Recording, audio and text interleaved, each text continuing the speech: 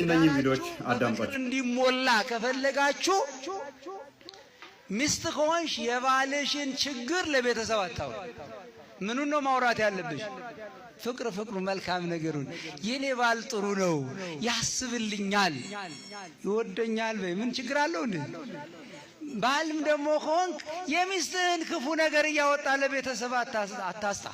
ምክንያቱም ቤተሰብ ያንተን መልካምነት ስለሚወድ ይጠላታል።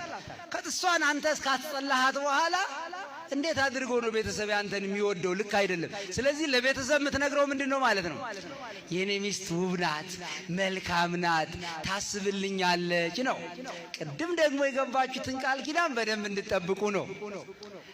ከዛሬ ጀምሮ ነው ያሉት። ይኸው ስሙ ሁላችሁም። ሚስቴ ትሆነኝ ዘንድ ወድጄ ምን ብያለሁ? ተቀብያታለሁ። ከመቼ ጀምሮ ነው? ከዛሬ። የት? በኦርቶዶክሳዊት ቤተክርስቲያን ጉባኤ ፊት ነው ያሉት። ይሄ ኦርቶዶክሳዊ ጉባኤ ነው፣ እዚህ የተሰበሰብነው። ከታቦቱ ጋርም ከብረው የምታዩት ለዚህ ነው። ሙሽሮች ክብር በቤተክርስቲያን ስለሆኑ እስቲ ለሙሽሮቹ ልበሉና ጨብጭቡላቸው።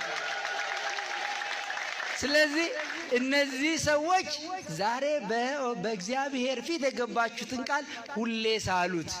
ሁሌ ለምሳሌ እዛ ጋር የተቀመጡት መከነች፣ ሰነፈች፣ አመማት፣ እንዲሆናች፣ ተቸገረች በሚለው ምክንያት ሁሉ ምን አለ? አልፈታትም፣ ወድጄ ተቀብያለሁ። እሷም ደግሞ እንዲሁ ወድጄ ተቀብያለሁ። በችግሩ በሐዘኑ በደስታው በሁሉም ጊዜ ከእርሱ ጋር ሆናለሁ። ወድጄ ያስገደደ ሳይኖር ነው። ገብቷቸዋል አይደል?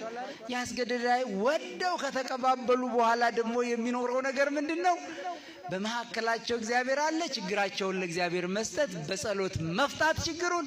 ከዛም በኋላ ደግሞ ከባሰና የመጨረሻ ከሆነ አንድ ቀዳዳ ብቻ ነው የምሰጣችሁ። ምንድነው እሱ? ንስሐ አባት ጋር ብቻ። ከባሰ ነው አትንገሩ ለንስሐ አባት። የመጨረሻ ግን ካቅማችሁ በላይ ከሆነ ማን ነው ሊቀርባችሁ የሚገባ? የንስሐ አባት ጋር ሄዱና ንገሩ። የምናገባት ሚስት አሁንም ጀሚላ ቆንጆ መሆን አለባት። ውብ መልከኛ መሆን መቻል አለባት። ፉንጋ እንዳታገባ። ገብቶሃል አይደል? ፉንጋ ካገባ ከለታት አንድ ቀን ወይ ድግስ ትጠራና ወይ ሰው መካከል ላይ እንዲህ ስታያት አዑዙ ቢላህ በራስህ ሚስት ራስህ መርጣ ራስህ ታፍራለህ። ስለዚህ ጀሚላ ሞራል ወንድ ልጅ ነህ አንተ፣ ሙስሊም ነህ፣ ቁርአን ቀርተሃል፣ ኢማን አለህ አይደለም እንዴ? በሱና ላይ ያለ ሰው ነህ። አትፍራ። በቃ ምን ትፈራታለህ? ሴት አይፈራም እኮ።